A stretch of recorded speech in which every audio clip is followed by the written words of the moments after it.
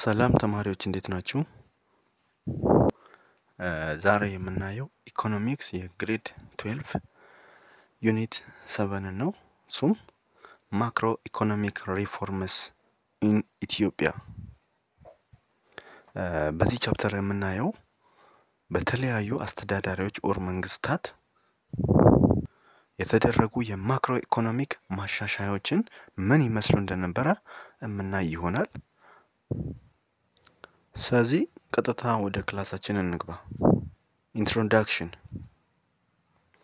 Economic reform began through Africa in the mid-1990s.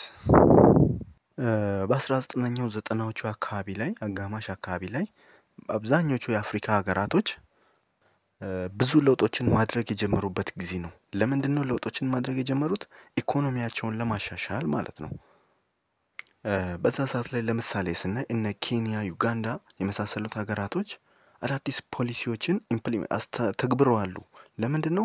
ኢኮኖሚክ ግሮዝን ለማምጣት፣ ፖቨርቲን ለመቀነስ እና ፎሪን ኢንቨስትመንት ወይም የውጭ ኢንቨስትመንትን ለመሳብ አዳዲስ ፖሊሲዎችን የጀመሩበት ጊዜያቶች ናቸው። ያ ሰሞን በ19ኛው ዘጠናዎቹ አጋማሽ አካባቢ ላይ ማለት ነው። Before that, the 2 decades of donor-sponsored reform efforts to African failed to help most sub-Saharan economies to overcome the fiscal and balance of payment deficits. ከ1990ዎቹ በፊት አብዛኞቹ የአፍሪካ ሀገሮች ከውጭ ዶነሮች ወይም ለጋሾች በጣም ተረጂ ነበሩ። እርዳታን የሚቀበሉ ሀገራቶች ነበሩ ከ1990ዎቹ በፊት። ስለዚህ ከዛ በፊት አብዛኞቹ የአፍሪካ ሀገራቶች እርዳታን ተቀባይ ናቸው። ከነማን? ከውጭ ለጋሽ ተቋማት ለምሳሌ ከወርልድ ባንክ ይሆናል፣ ከአይኤምኤፍ ኦር ኢንተርናሽናል ሞኔታሪ ፈንድ ከነሱ እርዳታዎችን ይቀበሉ ነበር። ነገር ግን እነዚህ ድጋፎች በትክክል አልሰሩም። ማለት ኢኮኖሚያቸውን ሊያሳድግላቸው በጠበቁት ልክ ኢኮኖሚያቸውን ሊያሳድግላቸው አልቻለም። ሞስትሊ የሰብ ሳሃራን አፍሪካን ካንትሪዎችን ይሄ ድጋፍ አሪፍ ሆኖ አልሰራም። በዛ ሰዓት ላይ ለምሳሌ እነ ዛምቢያን እነ ጋናን ብናይ በዛ ሰዓት ላይ ይሄ የሚደረገው የገንዘብ ድጋፍ ወደ ከፍተኛ የሆነ ብድር ነው የከተታቸው። ወደ ከፍተኛ የሆነ የብድር እዳ ነው የከተታቸው፣ ወደ ዴቢት ነው የከተታቸው። እንዲሁም በኢኮኖሚያቸው ላይ የረጅም ጊዜ መሻሻልነት ያለውን አላዩበትም ማለት ነው። ስለዚህ ይሄ እርዳታ ሞስትሊ ለሰብ ሳሃራን አፍሪካን ካንትሪዎች ወርክ ዌል አላደረገም፣ በትክክል አልሰራላቸውም። During the mid-1990s, several civil wars ended and a wave of democratization started. በ1990ዎቹ አካባቢ አፍሪካ ብዙ ለውጥ እንዳደረገች አይተናል አይደለ? ከዛ ውስጥም አንዱ ይሄ የእርስ በርስ ጦርነቶች በአፍሪካ ውስጥ ያሉ የእርስ በርስ ጦርነቶች እየቆሙ ያለበት ሰዓት ነው። ያ ሰዓት ላይ በ1990ዎቹ አካባቢ ላይ ይሄ ነገር ገታ ያለበት ነው። ሲቪል ዋር የቀነሰበት አካባቢ ነው ማለት ነው። አት ዘ ሴም ታይምስ ደግሞ አብዛኞቹ ሀገሮች ወደ ዲሞክራሲ የተሻገሩበት ጊዜ ነው። ያ ማለት ፍሪ ኢሌክሽን የተጀመረበት ወይም ደግሞ ነፃ ምርጫ ማካሄድ የጀመሩበት ጊዜያቶች ናቸው ያ ጊዜ። It has been documented that, as indicated by socio-economic indicators, Ethiopia appears to be one of the poorest country in the world. በሰዓቱ ማለት በ1990ዎቹ አካባቢ ላይ ሶሾ ኢኮኖሚክ ኢንዲኬተሮች እንደሚያሳዩት ያ ማለት ብዙ ሪፖርቶች እና ስታቲክሶች የሚያሳዩት ኢትዮጵያ በሰዓቱ ዋን ኦፍ ዘ ፑረስት ካንትሪ መሆኗን ነው። በዛ ሰዓት ላይ ኢትዮጵያም በጣም ድሃ ከሚባሉት ሀገሮች ውስጥ እንደምትመደብ ያሳየናል። ብዙ ሪፖርቶች በሰዓቱ ላይ ኢትዮጵያ በ1990ዎቹ አካባቢ ላይ በጣም በድህነት ውስጥ የነበረች ካንትሪ ነበረች። ምክንያቱም በዛ ሰዓት ላይ ፐር ካፒታል ኢንካም ወር ደግሞ ጂዲፒዋ በጣም ትንሽ ነው። አብዛኞቹ ህዝቦች የሚኖሩት በድህነት ወለል ውስጥ ነው። አብዛኛው የኢትዮጵያ ህዝብ በሰዓቱ ላይ ቤዚክ ሰርቪሶችን አያገኝም ማለት ሄልዝ ኬሮችን ስለ ኤዱኬሽኖችን ብዙም አያገኝም። ስለዚህ በዛ ሰዓት ላይ በጣም ድሃ ከሚባሉ ሀገሮች ምድብ ውስጥ ነበረች ኢትዮጵያ። ቱ ሪቨርስ ዚስ ኢሜጅ a number of economic reforms were taken by different governments። ድሃ ነች የሚለውን ገጽታ ለማሻሻል ወይም ደግሞ ኢኮኖሚካሊ ለማደግ ኢትዮጵያ ብዙ ኢኮኖሚክ ሪፎርሞች ወይም ደግሞ የኢኮኖሚ ማሻሻያዎችን አድርጋለች። በተለያዩ አስተዳዳሪዎቿ ጊዜ ወር ደግሞ የተለያዩ መንግስታት የተለያዩ ኢኮኖሚክ ሪፎርሞችን አድርጋለች። ለምንድን ነው? ይህን ኢሜጇን ለመቀየር ይሄ ድሃ ነች የሚባለውን ምስል ለማስተካከል ኢኮኖሚያንም ለማስተካከል ብዙ ኢኮኖሚክ ሪፎርሞችን አድርጋ ነበረ። This unit presents an overview of macroeconomic reforms in Ethiopia. ስለዚህ በዚህ ዩኒት የምናየው ኢትዮጵያ ያካሄደቻቸውን ማክሮ ኢኮኖሚክ ሪፎርሞችን የምናይ ይሆናል። We will also examine the national development objectives and strategies under the monarchy, Derg and Fedri before and after a reform. ስለዚህ በዚህ ዩኒት የምናየው ኢትዮጵያ የተከተለቻቸውን የተለያዩ ዴቨሎፕመንት ፕላኖችን ወይም ደግሞ የልማት እቅዶች እንዲሁም ስትራቴጂዎችን እንመናይ ይሆናል። ያ ማለት በተለያዩ ጊዜያት ያካሄደቻቸውን ኢኮኖሚክ ሪፎርሞች ማለት ነው። ያም በሞናርኪ ጊዜ ኦር በንጉሳዊ አስተዳደር ሰዓት ላይ የነበረው በደርግ ሰዓት ላይ እንዲሁም በኢህአዴግ ጊዜ ቢፎር ሪፎርም እና አፍተር ሪፎርም የምናይ ይሆናል። ኤንድ ፋይናሊ በስተመጨረሻ ስለ ሆም ግሮን ኢኮኖሚክ ሪፎርም እንዲሁም ስለ ፊስካል ዲሴንትራላይዜሽን በኢትዮጵያ ውስጥ የተካሄደውን የምናይ ይሆናል። ስለዚህ እንድትከታተሉኝ ጠይቃችኋለሁ። አንዳንድ ነገሮችን አብረን የምናይ ይሆናል ማለት ነው።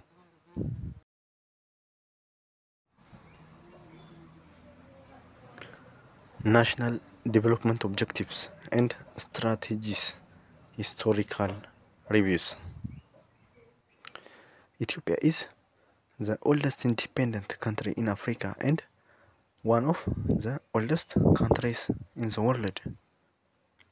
ኢትዮጵያ እንደሚታወቀው በአፍሪካ ውስጥ ብቸኛ ሀገር ናት በቀኝ ግዛት ያልተገዛች። እንዲሁም one of the oldest country ናት። በጣም ጥንታዊ ሀገር ከሚባሉት ሀገራቶች ጥቂት ጥንታዊ ከሚባሉ ሀገራቶች ውስጥ አንዷ ናት ኢትዮጵያ። The ancient monarchy maintained its freedom from colonial rule with the exception of a short-lived Italian occupation effort from 1936 up to 1941. የኢትዮጵያ ነገስታቶች ከውጭ ወራሪዎች ራሳቸውን በጣም ይከላከሉ ነበረ። In 1974 a military junta or the Derg deposed Imperial Haile Selassie I and established a socialist state. ሚሊተሪ ጁንታ ማለት ወታደራዊ አስተዳደር ማለት ነው። በ1974 የደርግ መንግስት ወይም ደግሞ ወታደራዊ ስርዓት ከ1930 ጀምሮ ሲያስተዳድሩ የነበሩት ቀዳማዊ ኃይለ ሥላሴን በማስወገድ ስልጣኑን የያዘበት ጊዜ ነው።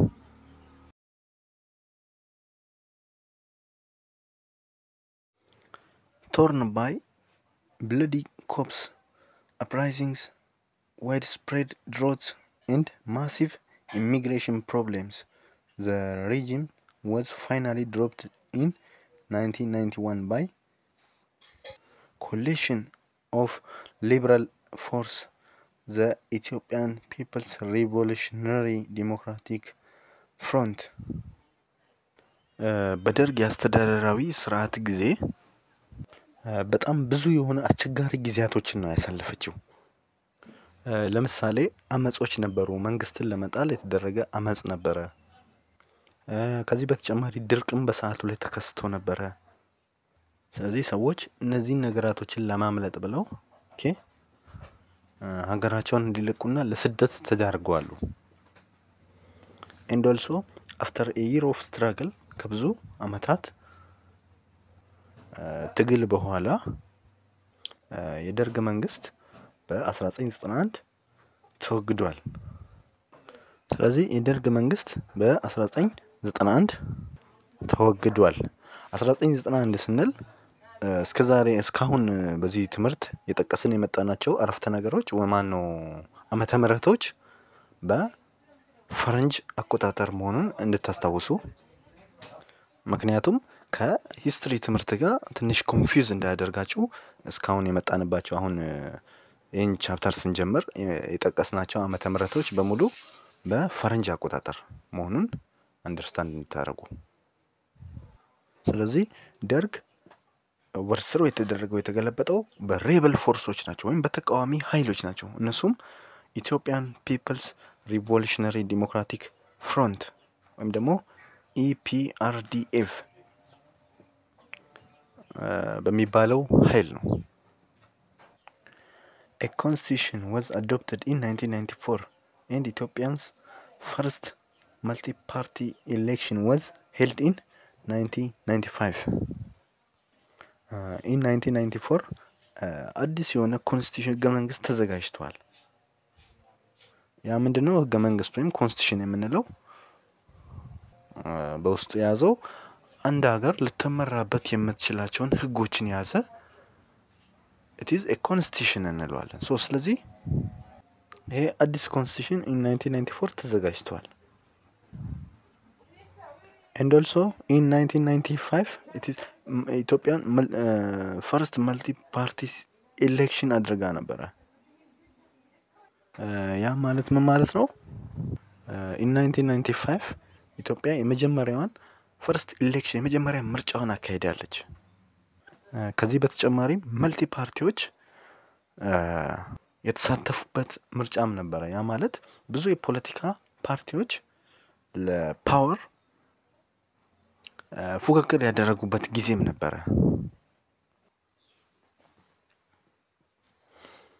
ናሽናል ዴቨሎፕመንት ፕላን ዱሪንግ ዘ ኢምፔሪያል ፒሪየድ በዚህ ርዕስ ስር የምናየው በንጉሱ ጊዜ የነበረውን የናሽናል ዴቨሎፕመንት ፕላን ነው የምናየው።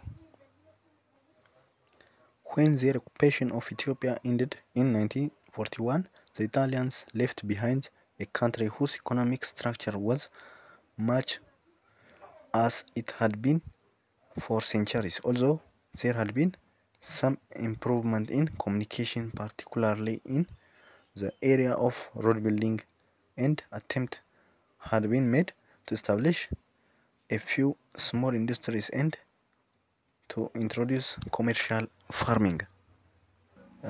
ጣሊያን ኢትዮጵያን ለቃ በወጣችበት ሰዓት ጣሊያን ኢትዮጵያን ለቃ ከወጣችበት ጊዜ ጀምሮ የሀገሪቷ ኢኮኖሚ በዛ ሰዓት ላይ በጣም ትራዲሽናል ነው። ነገር ግን አንዳንድ መሻሻሎች ነበሩበት። ያም የመንገድ ስራዎች ለምንድነው የሚጠቅመው? የተለያዩ የሀገሪቷን ፓርት ኮኔክት ለማድረግ አዳዲስ ኢንዱስትሪዎች እንዲሁም ደግሞ ኮሜርሻል ፋርሚንግ ኢንትሮዲዩስ ተደርጓል ወይም ደግሞ ኢምፕሩቭመንት ተሻሽሏል ማለት ነው። During the late 1940s and 1950s, much of the economy remained unchanged. The government focused its development effort on expansion of bureaucratic structure and ancillary services. በእነዚህ ጊዜያቶች አካባቢ ላይ የኢትዮጵያ ኢኮኖሚ ይህን ያክል ለውጥ አላመጣም። ምክንያቱም በዛ ሰዓት ላይ የነበረው መንግስት በዋናነት ሲሰራ የነበረው አድሚኒስትሬቲቭ ሲስተም ላይ ነው፣ አስተዳደራዊ ስርዓትን የማሳደግ ላይ ነው ፎከስ አድርጎ ሲሰራ የነበረው። ኢኮኖሚው ላይ ብዙም ፎከስ አልሆነም። ከዚህ በተጨማሪም ፎከስ ያደረገው በዛ ሰዓት ላይ የነበረው መንግስት ሰርቪስ አገልግሎቶች ላይ ነው። ዛት ሰፖርት ዘ ኢኮኖሚውን ሰፖርት የሚያደርጉ አገልግሎቶች ለምሳሌ ኤዱኬሽን ላይ፣ ሄልዝ ላይ ኤንድ ትራንስፖርት ላይ ነው ፎከስ ያደርገው። ስለዚህ በዛ ጊዜ የነበረው መንግስት እቺን አይዲያ ጠቅለል ስናደርጋት ሜይንሊ ፎከስ ያደረገው ምን ላይ ነው?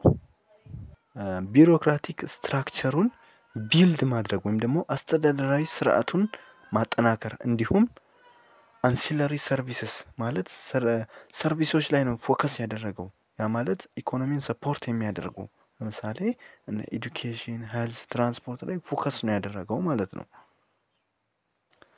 ባይ ዘ ኤርሊ 1950s ኢምፔሪየር ኃይለ ሥላሴ ዘ ፈርስት had renewed calls for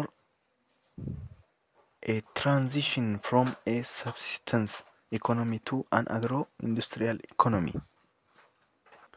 In 1950s ቀዳማዊ ኃይለ ሥላሴ ኢኮኖሚው የሚሰራበትን መንገድ ቀይረውታል። ስለዚህ ከሰብሲስታንስ ኢኮኖሚ ወደ አግሮ ኢንዱስትሪያል ኢኮኖሚ እንዲቀየር ነው ያደረጉት።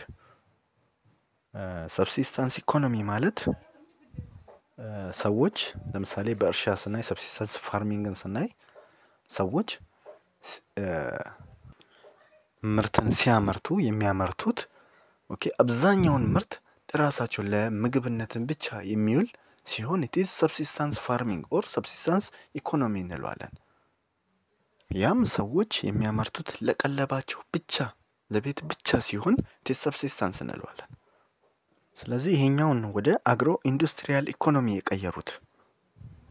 ስለዚህ ይሄ ለውጥ ምንን ይዟል? it is ኮሜርሻል ፋርሚንግን ይዟል። ኮሜርሻል ፋርሚንግ ማለት ደግሞ ሰዎች የሚያመርቱት ምርት ከምግብነት ከግል ቀለባቸው አልፎ ወደ ፕሮፊት የሚያስገኝ ሲሆን it is commercial farming. ስለዚህ ይሄ ለውጥ ኮሜርሻል ፋርሚንግ እንዲበዛ ያደረገ፣ ኢንዱስትሪዎች ቢልድ እንዲደረጉ ነው ያደረገው።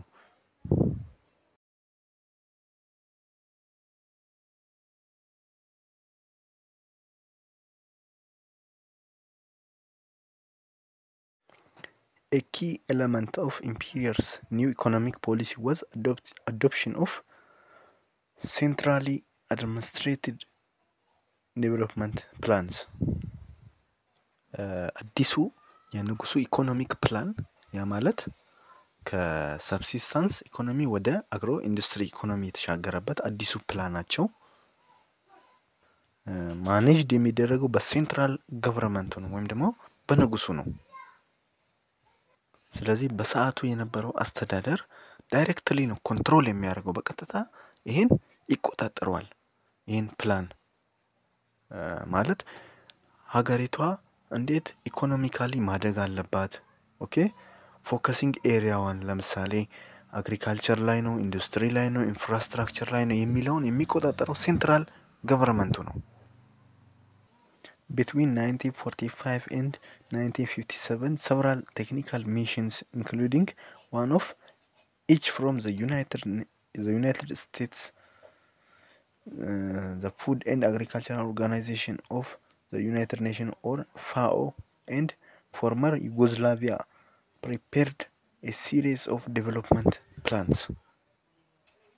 ከ1945 እስከ 1957 ኢትዮጵያ የተለያዩ ኤክስፐርቶችን ወይም ደግሞ የተለያዩ ባለሙያዎችን ኢንቫይት ታደርግ ነበር፣ ትጋብዝ ነበረ። ከየት ነው? ከተለያዩ ሀገራት እንዲሁም ከተለያዩ ተቋማት እነዚህን ኤክስፐርቶች ወደ ኢትዮጵያ ኢንቫይት ታደርግ ነበር። ኢትዮጵያ ለምሳሌ ከተቋማት ፋኦ አለ፣ እንዲሁም ደግሞ ከቀድሞ ከሀገር ደግሞ ከቀድሞዋ ዩጎዝላቪያ ኤክስፐርቶችን ኢንቫይት ታደርግ ነበር። ለምንድን ነው?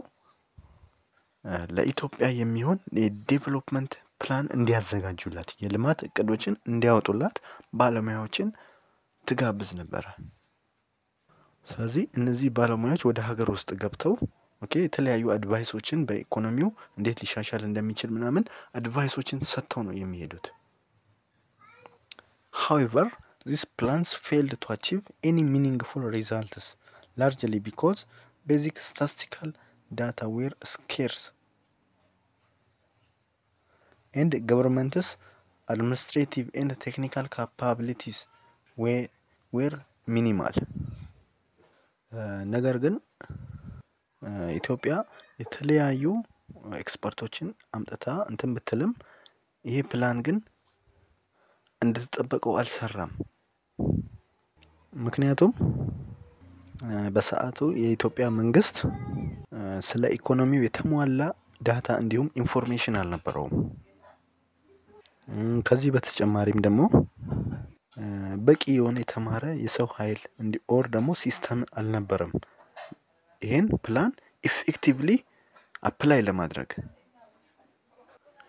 in 1954 or 55 the government created the National Economic Councils which helped to prepare Ethiopians 3 5-year development plans።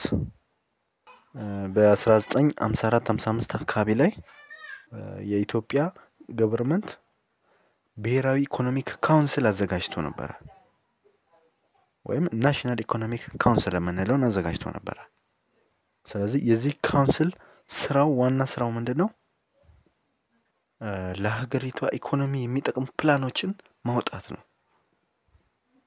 ስለዚህ የዚህ ካውንስል ስራው ምንድነው? የኢትዮጵያን የ3-5 አመታትን ዴቨሎፕመንት ፕላንን ክሬት ማድረግ ነው።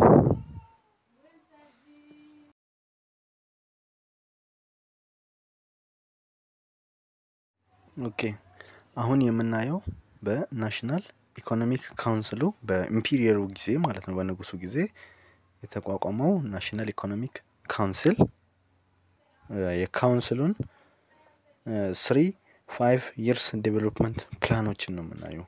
የ3-5 አመታት ዴቨሎፕመንት እቅዶች ምን እንደሚመስሉ እናያለን። the first 5-year plan or የመጀመሪያው 5 አመት እቅድ main objectives were የዚህ የመጀመሪያው 5 አመታት እቅዶች ዋና ኦብጀክቲቭ ምን እንደሚመስል አሁን እናያለን። አንደኛ development of a strong infrastructure particularly in transport, construction and communication to link isolated regions። ስለዚህ የዚህ የመጀመሪያ 5 አመት በኢምፔሪየሩ ጊዜ የነበረው የመጀመሪያ 5 አመት ሜን ጎሉ ምንድነው ወይም ዋና እቅዱ build a strong infrastructure ወይም ደግሞ ጠንካራ የሆኑ መሰረተ ልማቶችን መገንባት ነው። ከነዛ ውስጥ መንገድን፣ ድልድዮችን፣ ኮሚኒኬሽን ሲስተምን እነዚህ ላይ ለውጥ የሚያመጣ ስራ መስራት ማለት ነው። ስለዚህ ሜን ጎሉ ይሄኛው ነው። ትራንስፖርቴሽንን፣ ኮንስትራክሽንን እና ኮሚኒኬሽንን ማሳደግ የዚህን ኢንፍራስትራክቸሮችን ማሳደግ ለምን ቱ ሊንክ አይሶሌትድ ሪጅንስ የተለያዩ ሩቅ ያሉ ሪጅኖችን አካባቢዎችን ለማገናኘት እነዚህን ነገሮች መስራት it is the main goal for the first 5-year plan. The second establishment of a cadre of skilled and semi-skilled personnel to work in the processing industries to help reduce Ethiopians dependence on imports።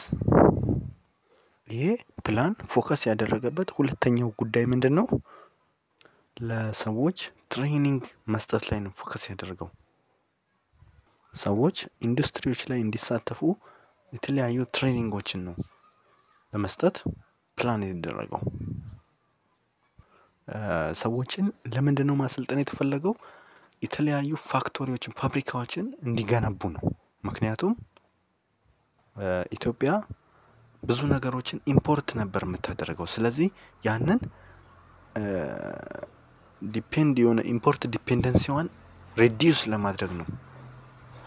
ብዙ ለኮንዛምፕሽን የሚውሉ እቃዎችን ኦር ማቴሪያሎችን በሀገር ውስጥ ለመገንባት ታስቦ ነው ይሄ ትሬኒንግ የሚሰጠው። ስለዚህ ይሄ ትሬኒንግ help to reduce Ethiopians dependency on imports በኢምፖርት ላይ ዲፔንደንሲዋን ለመቀነስ ጥገኝነቷን ለመቀነስ ማለት ነው። and also በሶስተኛነት acceleration of agricultural ዴቨሎፕመንት ባይ ፕሮሞቲንግ ኮሜርሻል አግሪካልቸራል ቬንቸርስ። ሶስተኛ ጎሉ ምንድነው? ኮሜርሻል ፋርሚንጎችን ፕሮሞት ማድረግ ነው፣ ማበረታታት። ኮሜርሻል ፋርም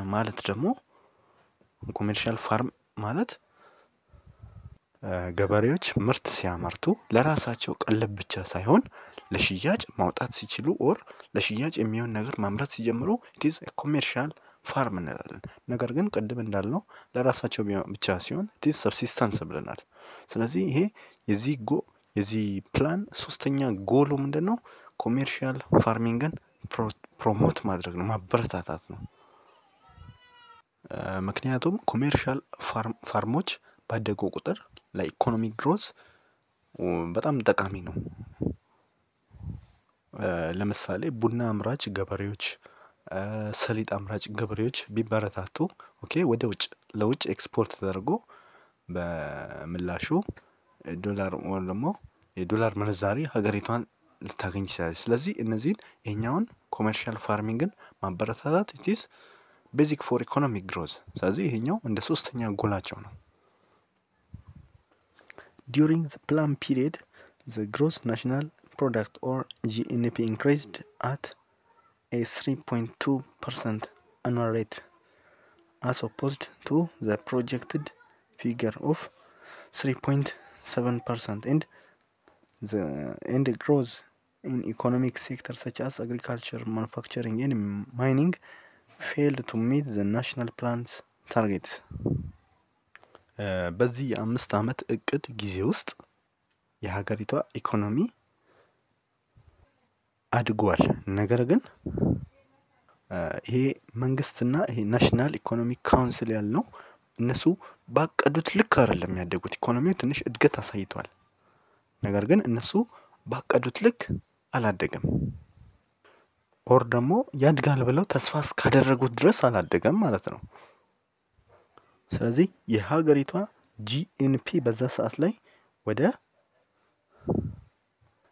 በ3.2% አድጓል። በአመት 3.2% እድገት አሳይቷል። ነገር ግን እነሱ ያቀዱት የነበሩት 3.7% በ3.7% ነው። ስለዚህ ኢኮኖሚው አድጓል፣ ግን እነሱ ተስፋ ባደረጉት በ3.7% ሳይሆን በ3.2% ፐር ይር ነው እድገት ያሳየው። ኤንድ ኦልሶ የአግሪካልቸራል ሴክተሩ፣ የማኑፋክቸሪንግ ሴክተሩ እንዲሁም የማይኒንግ ወይም ደግሞ የማዕድን ዘርፉ እንደጠበቁት ግሮ አላደገም። እነሱ እንዳሰቡት አላደገም። ስለዚህ እነዚህ ሴክተሮች በመጀመሪያው 5 ዓመት ፕላን ባቀዱት ውስጥ እነሱ እንዳቀዱት አልሄደላቸውም። እድገት ይህን ያህል አላሳየም ማለት ነው። On the other hand, exports increased at a 3.5% annual rate, whereas imports grew at a rate of 6.4 per annum, thus failing to correct the negative balance of trade that had existed since 1951. በሌላ መልኩ ኤክስፖርት በ3.5 ፐር ይር እድገት አሳይቷል። ኤክስፖርት ማለት በአንድ ሀገር የተመረተ ምርትን ለሌላ ሀገር መሸጥ ማለት ነው አይደለ? ኤክስፖርት ማለት። ስለዚህ ኤክስፖርቱ እድገት አሳይቷል በዚህ ፕላን ውስጥ። ነገር ግን ኤክስፖርቱ በዚህ ፐርሰንት ቢያድግም ኢትዮጵያ ግን በሰዓቱ በጣም ብዙ እቃዎችን ኢምፖርት ነው የምታደርገው። ከኤክስፖርቷ ኢምፖርቷ በጣም ይበልጥ ነበረ። ኤክስፖርቷ እድገት ቢያሳይም ኢምፖርቷ ግን በጣም ብዙ ነበረ። ስለዚህ ኢምፖርቱ ከኤክስፖርቷ ይበልጥ ነበረ። ያ ማለት ኤክስፖርቷ በ3.5% ፐር ይር ቢያድግም ኢምፖርቷ ደግሞ በ6.4% ፐር ይር እድገት አሳይቷል ማለት ነው። ስለዚህ ኢትዮጵያ በዛ ሰዓት ላይ ኔጌቲቭ ባላንስ ኦፍ ትሬድ ላይ ነበረች። ያ ማለት ትሬድ ባላንስ ኦር ባላንስ ኦፍ ትሬድ ማለት ባላንስ ኦፍ ትሬድን እንዴት ነው የምናገኘው? ባላንስ ኦፍ ትሬድ ኢዝ ኢኳልስ ቱ ኤክስፖርት ማይነስ ኢምፖርት ነው። ስለዚህ ነገር ግን የምናገኘው ሪዛልት ኔጌቲቭ ባላንስ ኦፍ ትሬድ ሊሆን ይችላል፣ ፖዚቲቭ ባላንስ ኦፍ ትሬድ ሊሆን ይችላል፣ ኦር ባላንስ ኦፍ ትሬድ ሊሰጠን ይችላል። ኦኬ ኔጌቲቭ እንደዚህኛው ኔጌቲቭ ባላንስ ኦፍ ትሬድ የምናገኘው ኢምፖርታችን ከኤክስፖርታችን ሲበልጥ፣ ብዙ እቃ ከውጭ ስናስገባ ለምናስገባው እቃ ብዙ ገንዘብ እንከፍላለን። እንዲሁም እኛ ብዙ እቃ ወደ ውጭ ስንልክ ኤክስፖርት ስናደርግ በምላሹ ብዙ ገንዘብ እንቀበላለን። ስለዚህ የነዚህ መበላለጥ ኢምፖርታችን ከኤክስፖርታችን ሲበልጥ ኔጌቲቭ ባላንስ ኦፍ ትሬድ እንላለን። ኤክስፖርት ብዙ የምናደርግ ሀገር ብንሆን ብዙ ኤክስፖርት አድርገን ኢምፖርታችንን ብንቀንስ ፖዚቲቭ ባላንስ ኦፍ ትሬድ ካንትሪ እንሆናለን። ኦር ደግሞ ሁለቱ ኢኳል ሲሆን ኢትዝ ባላንስ ኦፍ ትሬድ ይሰጠናል። ስለዚህ ኢትዮጵያ በዛ ሰዓት ላይ ኤክስፖርቷ በ3.5 እድገት ቢያሳይም ኢምፖርቷም በ6.4 አድጓል። ስለዚህ ኢምፖርቷ በጣም ብዙ ስለነበረ በዛ ሰዓት ላይም ከኔጌቲቭ ባላንስ ኦፍ ትሬድ መውጣት አልቻለችም ማለት ነው። The first 5-year development plan promoted improved production of cash crops including coffee, which accounted for 70% of foreign exchange earnings. ስለዚህ የመጀመሪያው ኦር the first 5-year ፕላን የመጀመሪያው ፕላኑ ፎከስ የሚያደርገው ምን ላይ ነው? increasing the production of ካሽ ክሮፖችን የነሱን ምርታማነት ማሳደግ ማለት ነው። ላይክ ኮፊ ካሽ ክሮፕ ማለት ሀገር ውስጥ ተመርተው ለምሳሌ የእርሻ ውጤቶች ሆነው ሀገር ውስጥ ተመርተው ለሌላ ሀገር በመሸጥ ገንዘብ ሊያስገኙ የሚችሉ ሰብሎች ኢትዝ ካሽ ክሮፕ እንለዋለን። ስለዚህ የዚህ ፕላን የመጀመሪያው 5-year ፕላን አንደኛው እቅዱም ምንድነው? እነዚህን ካሽ ክሮፖችን ገንዘብ የሚያመጡ ሰብሎችን ፕሮዳክሽናቸውን ማሳደግ ነው። ምርቱን በሀገር ውስጥ የማምረት አቅምን ማሳደግ ማለት ነው። ለምሳሌ እንደ ቡናን ማሳደግ። ስለዚህ በዛ ሰዓት ላይ ኢትዮጵያ ወደ ውጭ ከሸጠቻቸው ነገራቶች ውስጥ ያገኘችው ገንዘብ በመሸጧ ኤክስፖርት በማድረጓ ካገኘቻቸው ገንዘቦች ውስጥ 70%ን የሚይዘው ይሄ የካሽ ክሮፕ ወይም ደግሞ የቡና ምርት ነው። ከቡና ምርት ነው 70%ን ያገኘችው።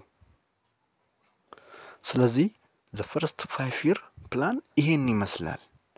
ስለዚህ ወደ ቀጣይ the second 5-year ፕላን እናልፋለን። the second 5-year ፕላን ሁለተኛው 5 ዓመት እቅድ። Similarly, the second 5-year plan, 5-year development plan continued to prioritize industrial development. ይሄኛው ሁለተኛው የ5 ዓመት እቅድ እንደ መጀመሪያው 5 ዓመት እቅድ ፎከስድ ያደረገው ምን ላይ ነው? ኢንዱስትሪዎችን ማሳደግ ዴቨሎፒንግ ኢንዱስትሪስ ኢን ኢትዮጵያ በኢትዮጵያ ውስጥ ያሉ ኢንዱስትሪዎችን ማሳደግ ነው እንደ መጀመሪያው 5 ዓመት። ይሄ ሁለተኛው 5 ዓመትም እንደ መጀመሪያው 5 ዓመት ኢንዱስትሪዎችን ዴቨሎፒንግ ማድረግ ነው። ያ ማለት የተለያዩ ፋክተሪዎችን ቢልድ ማድረግ ማለት ነው። የተለያዩ ፋብሪካዎችን መገንባት ላይ ነው ፎከስድ ያደረገው። ላርጅ ስኬል ኮሜርሻል ፋርምስ for production of cotton, coffee and sugar were promoted as a source of income over small scale subsistence farmers, which accounted for about 18% of cereal production. ይሄ ሁለተኛው ፕላን ኢንከሬጅ የሚያደርገው የሚያበረታታው ላርጅ ኮሜርሻል ፋርሞችን ነው። ምንን to produce crops like ምንን እንዲያመርቱ ነው? ኮተንን ጥጥን ኮፊን፣ ቡናን እንዲሁም ስኳርን እንዲያመርቱ እነዚህን ትላልቅ ላርጅ ኮሜርሻል ፋርሞችን ፕሮሞት ያደርጋል። ስለዚህ ይሄ ምንን ነው የሚያሳየን? እነዚህ ላርጅ ኮሜርሻል ትላልቅ ኮሜርሻል ፋርሞች እነዚህን ነገሮች ሲያመርቱ ማለትም ኮተንን፣ ኮፊን ኤንድ ሹገርን ሲያመርቱ ከስሞል ፋርመር ይልቅ በጣም አዋጭ መሆኑን ነው የሚያሳየን ማለት ነው። ነገር ግን ስሞል ፋርምስ ትናንሽ እርሻዎች ትናንሽ አምራቾች የሀገሪቱን ሴሪያል ፕሮዳክሽንን ወይም ደግሞ የሰብል ምርቶችን የሚያመርቱት 80%ን እነዚህ ትናንሽ ፋርሞች ናቸው። ግን ላርጅ ፋርሞች ሲሰሩ የነበሩት ኮተን ላይ፣ ኮፊ ላይ እና ሹገር ላይ ነው። ነገር ግን እነዚህ ስሞል ፋርሞች ግን 80% የሚሆነው የሀገሪቱን ሴሪያል ፕሮዳክሽንን ወይም ደግሞ የእህል ምርትን የሚያመርቱት 80%ን እነዚህ ስሞል ፋርምስ ናቸው። the second plan's objectives were የዚህ የሁለተኛው ፕላን አላማዎች ምንድን ናቸው? አንደኛ to change Ethiopia's predominantly agricultural economy to an agro industry alone። ስለዚህ የዚህ ሁለተኛ ፕላን እቅዱ ምንድን ነው? ኢትዮጵያ ሞስትሊ ፋርሚንግ ላይ ብቻ ነበር ዲፔንድ የሆነችው። ነገር ግን እቅዱ ምንድን ነው? ፋርሚንግን ከኢንዱስትሪ ጋር ኮምባይን ማድረግ ነው፣ ማያያዝ ነው። ፋርሚንግን ከኢንዱስትሪ ጋር ማያያዝ ነው። ያ ማለት ከአግሪካልቸራል ኢኮኖሚ ወደ አግሮ ኢንዱስትሪ እንዲያድግ ነው። ያ ማለት የተመረቱ ሰብሎችን እዚሁ በፋክቶሪ ፕሮሰስ አድርጎ አውትፑት መፍጠር ማለት ነው። and also ሁለተኛው diversification of production, introduction of modern processing methods and expansion of an economy's productive capacity to increase the country's growth rate። ስለዚህ የዚህ ሁለተኛው ጎሉ ምንድነው? የዚህ ፕላን የሁለተኛው ፕላን ጎሉ ምንድነው? ዳይቨርሲፋይ የሆኑ ጉዶችን ፕሮዲዩስ ማድረግ ነው። ወይም ደግሞ የምናመርተውን ምርት አይነታቸውን ብዙ ማድረግ ማለት ነው። ብዙ አይነት ምርት ማምረት፣ ዳይቨርሲፋይ ማድረግ ፕሮዳክሽንን። and also እነዚህን ነገሮች ለማምረት ኦር ፕሮሰስ ለማድረግ ሞደርን ሜቶዶችን መጠቀም፣ ዘመናዊ ሜቶዶችን መጠቀም and also የኢኮኖሚውን አቅም ማሳደግ፣ ብዙ ለማምረት የኢኮኖሚውን አቅም ማሳደግ። ስለዚህ the second 5-year plan ይሄን ይመስላል። ወደ ቀጣይ ወደ third 5-year plan እናልፋለን። the third 5-year plan ሶስተኛው 5 ዓመት እቅድ። the third 5-year development plan shifted its focus to the development of the agricultural sector in order to address the rising problem of food shortage in Ethiopia። ይሄ ሶስተኛው ፕላን ፎከስ የሚያደርገው በዋናነት አግሪካልቸር ላይ ነው። ምክንያቱም ኢትዮጵያ በዛ ሰዓት ላይ የምግብ እጥረት ተከስቶ ነበረ በኢትዮጵያ ውስጥ። ስለዚህ ፎከሱን ሺፍት በማድረግ በመቀየር ወደ ምን አደረገ? ወደ አግሪካልቸር ላይ ነው ያደረገው ይሄኛው ሶስተኛው ፕላን። ምክንያቱም በሀገሪቷ ላይ የምግብ እጥረት ተከስቶ ነበረ፣ ሾርቴጅ ኦፍ ፉድ ተከስቶ ነበረ። ስለዚህ በዛ ሰዓት ላይ መንግስት የፈለገው ምንድነው? የምግብ ምርታማነትን ማሳደግ ነው። ለምን? ይህን ችግር ሶልቭ ለማድረግ ብሎ ወደ አግሪካልቸራል ሺፍት አድርጓል።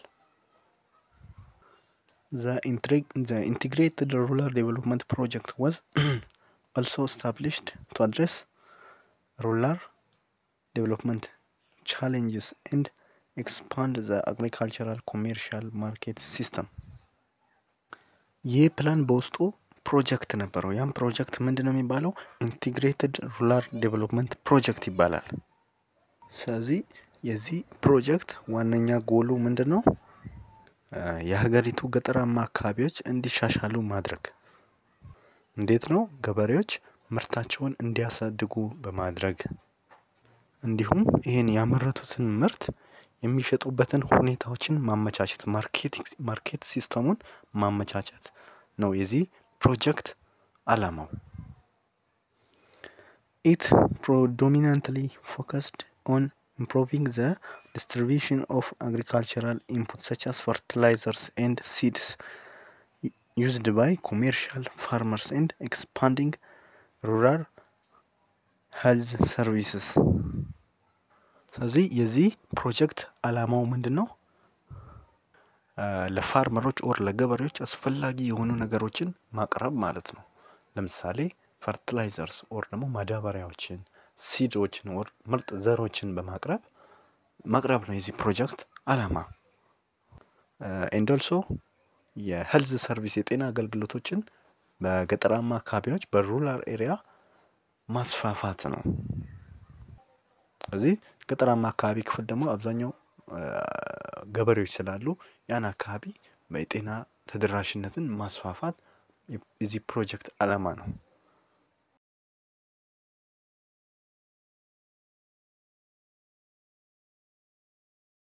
Nonetheless, the monarchy continued to envision the development of the non-agricultural sector as the main driver of economic development. ምንም እንኳን ሶስተኛው ፕላን አግሪካልቸር ላይ ፎከስድ ያደረገ ቢሆንም የንጉሳዊ አስተዳደሩ ከፋርሚንግ ውጪ ያሉ ኢንዱስትሪዎች ለምሳሌ እነ ማኑፋክቸሪንግ ለሀገሪቷ ኢኮኖሚክ እድገት ከፍተኛ ሚና እንደሚጫወቱ ያምናሉ። ነገር ግን ወደ አግሪካልቸራል ፎከሱን ሽፍት ያደረገው በሾርቴጅ ኦፍ ፉድ ሀገሪቷ ላይ መከሰቱን ተከትለው ነው። ኦኬ ዘ ሰርድ ፕላንስ ኦብጀክቲቭስ የሶስተኛው ፕላን ዓላማዎች ምን እንደሚመስሉ እናያለን። አንደኛ ራይዚንግ ማኑፋክቸሪንግ ኤንድ አግሮ ኢንዱስትሪያል ፐርፎርማንስ። የዚህ የሶስተኛው ፕላን ሜን ጎሉ ምንድን ነው? አግሪካልቸራል ፕሮዳክቶችን ፕሮሰስ የሚያደርጉ ኢንዱስትሪዎችን ማሻሻል ኦር ማሳደግ። ስለዚህ ማኑፋክቸሪንግን እንዲሁም አግሮ ኢንዱስትሪያል ፐርፎርማንሳችንን ማሳደግ ነው የዚህ ሜን ጎሉ፣ የዚህ ፕላን ሜን ጎሉ። ሁለተኛ ኤክስፓንሽን ኦፍ ኤዱኬሽናል ኦፖርቹኒቲስ። በሁለተኛ የትምህርት ተደራሽነትን ማስፋት፣ ስኪልድ የሆነ ወርክ ፎርስ ለመፍጠር ወይም ደግሞ ስኪልድ የሆነ የተማረ የሰው ኃይል ለመፍጠር ኤዱኬሽንን ማስፋፋት ማለት ነው። እንዲሁም በሶስተኛ ኢምፕሩቭመንት ኢን ፔዛንት አግሪካልቸር። ሶስተኛው ደግሞ እነዚህን ስሞል ፋርመሮች ወይም ደግሞ ፔዛንቶችን የነሱን ፋርሚንግ ሜትድ ማስተካከል ወር ደግሞ ማሻሻል፣ የእርሻ ሜትዳቸውን እንዲሻሻል ማድረግ ነው ሶስተኛ እቅዱ። ያ ማለት ለምግብነት የሚውሉ ምርቶችን እንዲያመርቱና ጥሩ ኑሮ እንዲኖሩ ማድረግ ማለት ነው። The second 5-year plan and the third 5-year plans anticipated that the economy would grow at annual rate of 4.3% and 6% respectively. የሁለተኛውና የሶስተኛው ፕላን ኢኮኖሚውን በ4.3 እና በ6% ፐር አኑዋል ሬት ሊያሳድገው ይችላል ተብሎ ኤክስፔክት ተደርጎ ነበረ፣ ተገምቶ ነበረ። ነገር ግን ይሄ እድገት ኢኮኖሚክ ግሮዙ የታሰበውን ፐርሰንቴጅ እድገት አልደረሰም፣ አላሳየም። But the planning commission never assessed the performance of these two plans, largely because of shortage of qualified personnel. ይሄ የፕላን ኮሚሽኑ የነዚህን የሁለቱም ፕላኖች ፐርፎርማንሳቸውን አሰስድ አላደረገም ወይም ደግሞ አልገመገመም። ምክንያቱም እነዚህን ፕላኖች ለመገምገም ኳሊፋይድ የሆነ ባለሙያ ሀገሪቷ ውስጥ ሾርቴጅ እጥረት ነበረ፣ ብዙም አልነበረም። However, according to data from the Central Statistical Authority from 1960 or 1961 to 1973 or 74, the economy achieved sustained economic growth. ኮሚሽኑ የፕላኒንግ ኮሚሽኑ እነዛን ሁለቱም ፕላኖች ኢቫሉዌት ማድረግ ባይችልም ኢቫሉዌት ባያደርግም ከኢትዮጵያን ሴንትራል ስታቲስቲክስ ባለስልጣን በተወሰደ ዳታ የታየው ከዳታው ሲታይ ከሴንትራል ስታቲስቲክስ አውቶሪቲ ከሰጠው ዳታ ሲታይ ኢኮኖሚው በዛ ፒሪየድ ላይ እድገት ማሳየቱን ያሳያል። Between 1960 and 1917, for example, Ethiopia enjoyed an annual average growth rate of 4% in per capita gross domestic product. ከ1960 እስከ 1970 ባሉት ዓመታት ውስጥ በነዚህ መካከል ባሉት ዓመታት ውስጥ የኢትዮጵያ ኢኮኖሚ በአቨሬጅ ሬት ኦፍ 4% per person አድጓል፣ ወይም ደግሞ ፐር ካፒታል ኢንካም አድጓል። ያ ማለት ኢምፕሩቭመንት ኢን ላይፍ ስታንዳርድ መኖሩን ያሳያል። ላይፍ የኑሮ ደረጃ መሻሻልን መኖሩን ያሳያል ማለት ነው። and also the manufacturing sectors grows more than doubled, and growth rate of the wholesale retailer trade transportation communication sector increased from 9.3% to 15.6%. በሰዓቱ ላይ የማኑፋክቸሪንግ ሴክተር በጣም በፍጥነት እድገት አሳይቷል። ያ ማለት ከ1.9% እስከ 4.4% እድገት አሳይቷል። and also sectors like trade ንግድ፣ ትራንስፖርት፣ ኮሚኒኬሽን እነሱም በጣም በፍጥነት እድገት አሳይተዋል። by early 1970s Ethiopia's economy not only had started to grow but also had begun to diversify into areas such as manufacturing and services. በመጀመሪያዎቹ በ1970ዎቹ መጀመሪያ አካባቢ ላይ የኢትዮጵያ ኢኮኖሚ ማደግ ብቻ አይደለም፣ not only started to grow ማደግ ብቻ ሳይሆን began to diversify እየሆነ ነው የሄደው። ወደ ተለያየ ኤሪያ ዳይቨርሲፋይም እየሆነ ነው የሄደው። ያ ማለት አዳዲስ ኢንዱስትሪዎች፣ አዳዲስ ሴክተሮች እንዲጨመሩ ነው ያደረገው። ማኑፋክቸሪንግ፣ ሰርቪስም የአገልግሎት ዘርፉም እያደገ ነው የሄደው። ስለዚህ የኢኮኖሚ ምንጯ በኢኮኖሚካሊ ማደግ ብቻ ሳይሆን የሚሰጥ ብዙ የተለያዩ አገልግሎት የሚሰጡ ሴክተሮችም ጨምረዋል ማለት ነው። However, these changes failed to improve the lives of most Ethiopians. ነገር ግን ይሄ የኢኮኖሚክ ግሮዝ መኖሩ፣ ዳይቨርሲፊኬሽን መኖሩ ወይም ደግሞ ይሄ ኢኮኖሚክ ግሮዝ አለመባሉ፣ ዳይቨርሲፊኬሽን አለመባሉ የአብዛኛው ኢትዮጵያውያን ህይወት መሻሻሉን አላሳየም። ያ ማለት ይሄ ሁሉ ኢኮኖሚክ ግሮዝ አለ ሲባል ዳይቨርሲፊኬሽን አለ ቢባልም አብዛኛው ኢትዮጵያዊ ህይወቱ ላይ ምንም አይነት መሻሻል አላየበትም። This failure could be attributed to feudal land tenure system that deprive millions of rural peasants of the right to appropriate land and other resources. ይሄ ፊውዳል ሲስተም ባላባታዊ ስነ ስርዓት የወደቀበት ምክንያት ምንድነው? ትላልቅ መሬቶች የተያዙት በጥቂት ሰዎች እጅ ላይ ነው።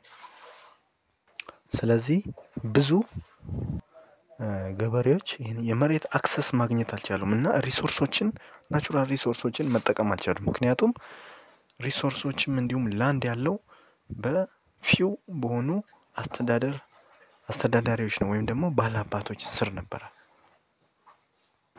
A combination of public dissatisfaction, food shortage and the rising of military government led to overthrow the monarchy in 1974.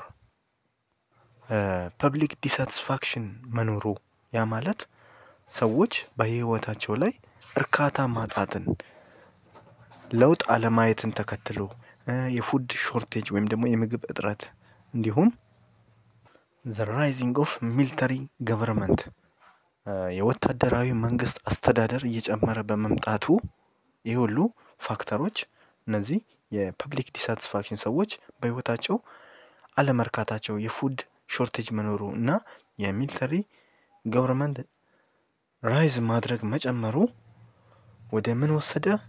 የሞናርኪ ሲስተም በ1974 ኦቨርስሮው እንዲሆን ያደረገው እንዲወገድ ነው ያደረገው ማለት ነው። እነዚህ ፋክተሮች ይሄ ሞናርኪ ንጉሳዊ አስተዳደር እንዲወድቅ ነው ያደረጉት። መቼ? በ1974። ኦኬ። ስለዚህ የዛሬ ክላሳችን ይሄንን ይመስላል። በዛሬ ክላሳችን ያየነው ምን ነው? የሞናርኪ ሲስተሙን ወይም ደግሞ ንጉሳዊ አስተዳደር ውስጥ የተደረገ የዴቨሎፕመንት ሶስቱን የዴቨሎፕመንት ፕላን እንዲሁም ኦብጀክቲቮቻቸውን አይተናል። ተከታታይ ክላሶች ስለሆኑ ሰብስክራይብ ያላደረጋችሁ ሰብስክራይብ እንድታደርጉ፣ የተመቻችሁ ብቻ ይሄ ክላስ ወር ይሄ ቪዲዮ ከተመቻችሁ ብቻ ላይክ አድርጉ። እንዲሁም ሀሳብ አስተያየት ካላችሁ በኮመንት አሳውቁኝ። ኔክስት ክላስ እንገናኝ። ሰላም ሁኑ።